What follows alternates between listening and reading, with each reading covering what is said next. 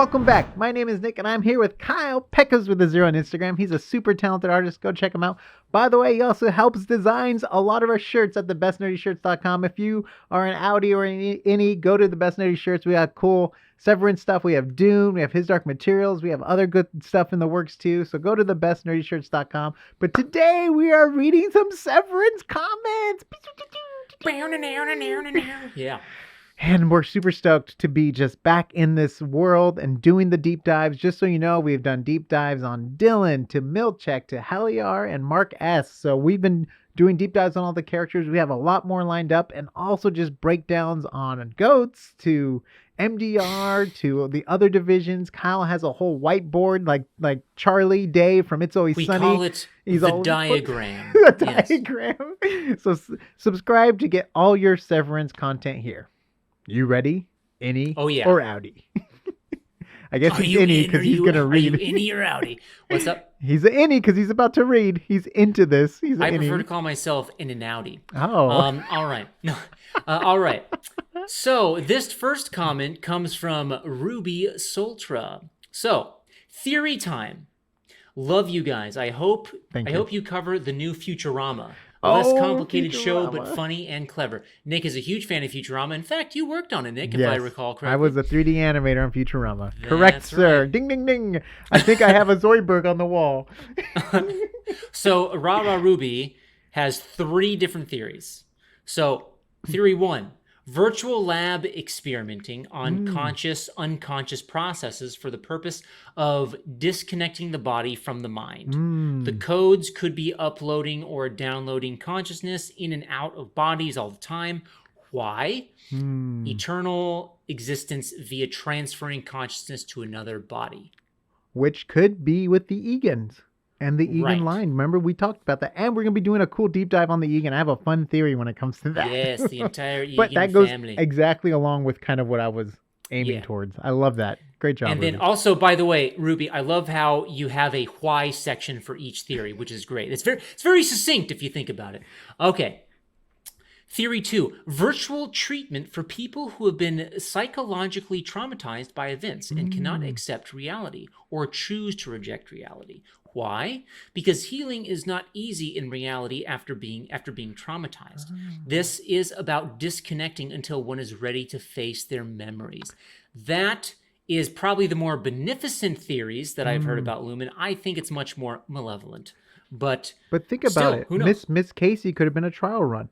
What if they're doing the codes for patients that are dying? And that's why there's always a time limit. Maybe they're solving a problem for a code before the patient dies or something. Whoa. Because it has to do with car accidents, kind of what we know. So what if it's an accident that happens and they're trying to do the right coding to solve the problem before they... Are you talking about... Are one of the car accidents you're talking about the Lexington letter? No, I'm thinking... Oh, yeah, I'm just thinking of car accidents in general. I know. That's the only... Okay. I say car accidents like there's tons of them. Technically, we only know of 2. But that's enough to speculate. There's a car accident, and then there is a bombing involving a vehicle. Yes, thank you.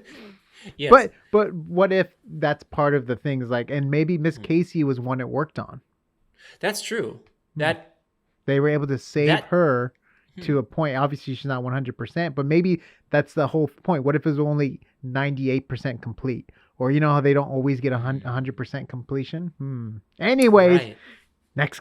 This is good. Yes, this is good. Next theory. Virtual lab to transfer the consciousness of a person to their own DNA clone. Full grown in lab in a month. Basically, the coding is grafting the neural pattern of a person onto their clone's brain over a period of time. Why? Because this would be a new medical treatment for grievous bodily harm or painful genetic conditions. Maybe. I mean, that... Again, it's about the transfer of consciousness, right? I this love time that. It's involving clones rather than just other bodies. I like it. Spare bodies. So great theories. Yeah, well, much better than mine. Love how Ruby's sticking to the medical track, which is in Lumen's wheelhouse. So I love that. Yeah, that's true. So great theories. I wish all theories were as succinct as yours. All right. Don't say that about our other theories. that isn't to diss on the other theories. I just think it's nice and neat and tidy. Yeah. No. I know. I gotta clean mine up. No. You're good, buddy. You're good. And then, and this one comes from our dastardly savior, Jesus Judas. Okay, Lexington. Oh, wait. I love how this starts. Okay, Lexington letter. Yeah. It mentions a Lumen employee dying in a car crash. Is it possible that Lumen funnels brain-dead patients who've been pronounced dead into their system to sever them for use as full-time labor for whatever it is they do, ? In this scenario, potentially, Gemma worked for Lumen as a severed employee, which Mark didn't know and is the source of his decision to sever after the crash, and was important enough to them that they set up the crash to essentially keep her from revealing some sensitive info about Lumen. So I want to say that this is all very interesting, and I'm tracking most of what Jesus is proposing, except the part where he's talking about Gemma working?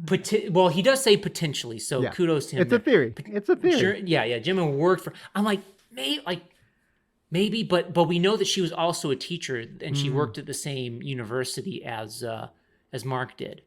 That's how they met. Yeah. Now, unless she changed jobs, which she could have. We don't have enough information yet. It's only been season 1. Oh, throwing my rules back at me. I like it. Maybe we'll get some flashbacks with Gemma and Mark in season 2.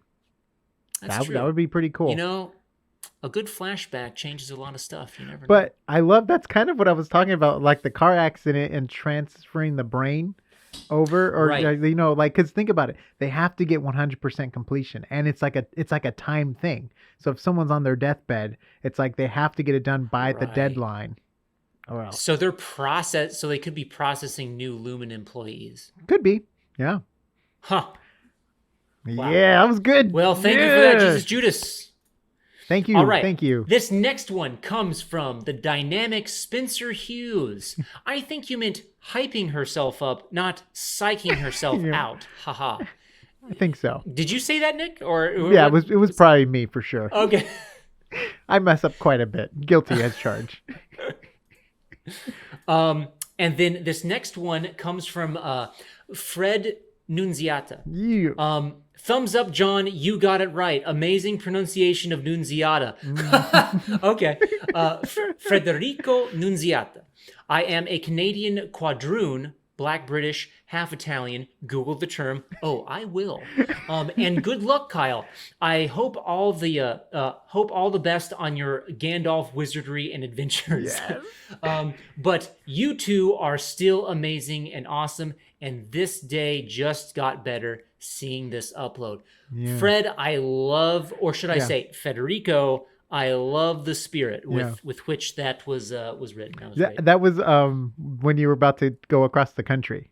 I think that was like one of your last recording days before you traveled. Before I went to Texas? Yeah. To Tejas? Yeah. Oh, that's great. Oh man, that's like a time capsule. Do you want me to cut out the whole Texas part so people don't know you're in Texas? No, that's fine. Okay, they can know I'm in Texas. They don't know. Texas is a big state. I know, but still, you know what I mean? Like, yeah. Okay. This next one comes from Jillian WV. I swear, I watched it, but I keep forgetting about it. Have I been severed? I have no clue where it will go or what the point is, but I'm sad I have no baby goats. I think we're all a bit sad we have no baby goats, Jillian. Or according to Kyle, it could be baby rams. So that's a theory. It could be. It's a theory I don't know. Also, I haven't yet Googled the difference between the difference between a baby goat and a baby ram. I just know that the result is different as an adult. He's basically going off of the one time he went to a petting zoo as a child. And... Shh, Nick, no. Do not redress my childhood. Actually, I was chased by a cow once, or a bull. I was chased by a bull once. That was very frightening. That sounds pretty scary. Yes. But I was carrying an apple in my back pocket, and that's what it wanted. Oh. Yeah. Okay. This next one is a double on. Is a sorry. Double whammy. Double jeopardy. Thank you, Nick. Terminology escapes me. This one comes from Damn it, Bobby. And he says, "Well, frickety doo. They did say what state it was, but I totally forgot. It has to do with the company name." And then he follows up, it was PE, but they never said the full name. Someone said it could be a province of Egan. Could be, and that's a great guess. Yeah. I also heard a theory that it's actually an alternate spelling of Pennsylvania, PA, but I don't know. Yeah, thank you. Also, big question. This may remember.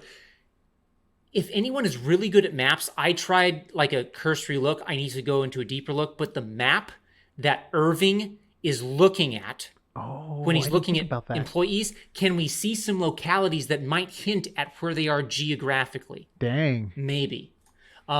That's I haven't Gotta go searched it yet. Charlie Day. But I love looking at maps, so I probably will at some point. Can you print it out and you can start doing all the lines and stuff on your wall? Like Heck Charlie yeah, Day? dude! I'm gonna get yarn, different colors of yarn. Theory, Yeah, dude. Theory. Okay. What's from It's Always Sunny. That's what's the guy's name? Pedro. What? Oh, well, it's Charlie doing it. I don't know what he's looking. I can't remember what he's looking for. I just always see that meme. It wasn't Kaiser Soze. That's from the freaking movie. Oh well. Anyway, I'm getting off base here. All right. All right. This next one comes from Chris Wiz. Yes. Great review. I can't wait till season 2. I wonder if the innie have any connections to their outies' dreams, or if the innies dream when they are shut off. Because otherwise, they are just in a constant state of being awake all the time. Kind of crazy to think about.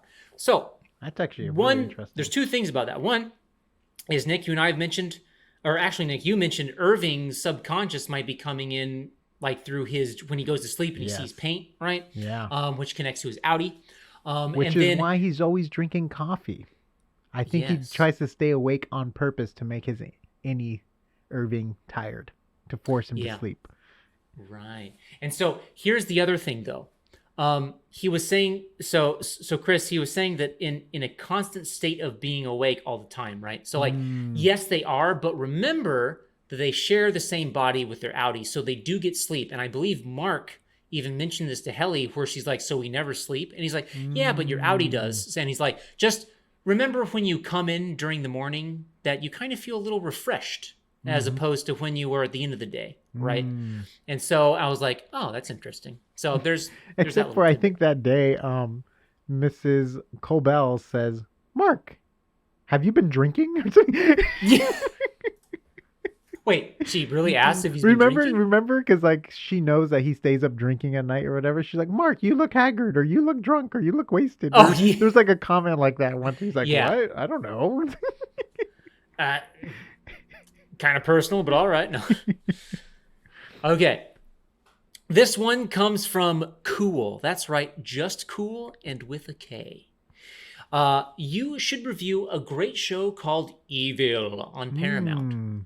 I've not heard of that. I'm going to look into that. Thank you so much. Yeah. We're always looking for new shows. And was not Severance a recommendation? Yes, it was. That's why we trust everyone here. Who knows? I mean, I have Paramount Plus, so maybe it's worth a look. This next one comes from Dwight Mann. I thought Milchick was military until the fight, lol, but no way he is. And he's not Dylan's partner because Dylan has a wife. All her shoes were in the closet. You could see them for a reason, I think. I agree with you As there. for cloning, I haven't really noticed anything except Mark's wife. She seems new to life, lol. And if she is a clone, then I think every branch of the company has one Milchick each, and maybe the writer is the original on the outside. Interesting. So actually, Dwight, you made a good mention here. Actually, you were the comment I was referencing that I remembered about the shoes in Dylan's in our Dylan breakdown contingency protocol scene. Yeah. Thank you. Interesting. That's great. Yeah, great. Maybe I would be down for the Milchick clone thing. I mean, I'm down per department. Just seeing tons of. I mean, I would not get tired of more dancing Milchicks. Yep. Imagine all of them at like a disco party one night. There's got to be a YouTube video on there somewhere of like a montage of that. But okay. Oh, we've got a third one. Yeah, from Damn it, Bobby. Also, I love how his avatar looks like he's literally yelling, "Damn it, Bobby!" Anyway, I feel like they're in a type of simulation, and even when we see the outies, it's actually still just a simulation. Don't you bring that evil into this episode? Simulations within Damn it, Bobby. simulations. Because that is such a cliche, you know, as we all know in movies, it was all just a Yeah. dream, but now it's the modern version. It was all a simulation, right? The I don't know. Matrix. Please, let's not do that. Oh. Okay. Great one. Thank you, damn it, Bobby. All right. So, Timothy 211991. Why do you think that he has too many jobs? He barely has anything to do. MDR literally spends 8 hours a day doing macro data refinement. Milchick is is in charge of rewards, which happen rather infrequently, and team building when new people arrive, assuming Helly isn't just a special case. I believe all three managers, Cobell, Milchick, and Grainer, have worked the break room when the situation demands it, which also tends to be quite infrequent, as it seems rare for employees to actually be sent there. Other than that, all he has to do is keep an eye on the workers of the severed floor. Most days he would have very little he'd have to do, and the employees would rarely see him. I saw no evidence of him being in too many places at once. No evidence whatsoever of clones, certainly. Regarding the questionnaire, okay, so first I'll do the first paragraph. Actually, Timothy, that is a great point, because let's remember, about storytelling, we're only told the interesting parts of the story, right? We're doing a lot of time skipping. Yeah. And we've only seen 2 groups. That's true. There's more people on the severed floor. Actually, that's a great point. But it's fine. I mean, as of what we've seen. Right. As of what we've seen, as the evidence thing, although we do have the other 9, I think, departments. Yeah. And one might be the goat guy. And yeah, just one sad, lonely goat guy. Always giving his children off to whatever mystery to Milchick probably department. Exactly. And that's the thing, is that you know, I think we're going to see an expansion of Milchick's responsibilities as we learn more. But we'll see. We'll see. It's a great point, though, Timothy. And then the second part of that, regarding the questionnaire Mark gave to Helly, I did not see anywhere on that page that said 1A, so it seems likely that Mark missed a step, rather than Milchick deliberately misleading him. Also, keep in mind, the only reason he was there was because this was Mark's first time. I imagine Petey would typically perform it alone once he became familiar with the process. Definitely plausible. Because it's true, a lot can be said for first-time jitters. Right? What's up? Someone had to let him back out, though, because the door locks after he walks in. Because he was saying Petey would perform it alone, like later on, but I think it is a 2-man job, because once Mark goes into the room, someone had to let him back in. Remember how he's like, remember he knocked on the door to have Irving open it? He's like, Irving, can you get it? And Irving did seem familiar with the process. Yeah. Like he reminded him of the preamble. Yeah. Yeah. So, it's interesting. I love it. I love how there's not enough information there to actually get it. But this is great, Timothy. Great. Yes. I love all your theories. You are on the right track. Thank you. And then this one comes from Kina. When is the second season coming back? Can't wait for this. This is truly an amazing series. It has so much depth. It's kind of where we as a society are headed to. So many of us also choose to live our lives like they do, behaving in auto mode with different self-identities. It's the graphic representation of the disconnection of our consciousness, outie, and the subconscious, innie. Or it could very well be the other way around, where the subconscious is the outie and the conscious the innie. Thoughtful face. I like that. Yeah, Kina, very good. I love that. I love that philosophizing right there. Yeah, it's fantastic. Yeah, I mean, there's definitely there is a huge societal like element to it, right? Yeah. The term is escaping me. Is it in your innie societal brain or dialogue? Your Yeah, could be in my innie brain. Yeah, societal dialogue. I can't remember, but yeah, sounds great. Yes, that is great. I love it. And last but not least, this comes from Jeepster Mario. So is Milchick like Bernard from Westworld, where he is a clone from someone from outside Lumen? Oh. Another clone theory. I like that, though. So maybe Milchick is a clone of the editor from the Lexington letter. Maybe. Huh. I like that. That was a great one to end on. I really like that. Yeah. Thank you guys. It always ends on a clone theory. It always ends on a clone theory. Thank you, everyone, for all your comments. Just so you know, by entering a comment, you're entered to win one of our cool shirts from thebestnerdyshirts.com. So comment down below. We want to do one giveaway monthly. The last one was History Eraser Button. Thank you so much. Go follow Kyle on Instagram, Pecos with the Zero. He's a super talented artist. He does not all, he helps us out a lot with the artwork too for the shirts too. So go to thebestnerdyshirts.com, support the channel. And just so you know, we've been doing deep dives on Severance since season 1. Thanks to you guys for recommending the show to us. We really enjoyed the show. As you can tell, we have shirts and we just talk about it constantly. And on that note, we'll see you on the next AsArt. Nice. All right. A lot of theories flinging this way and that.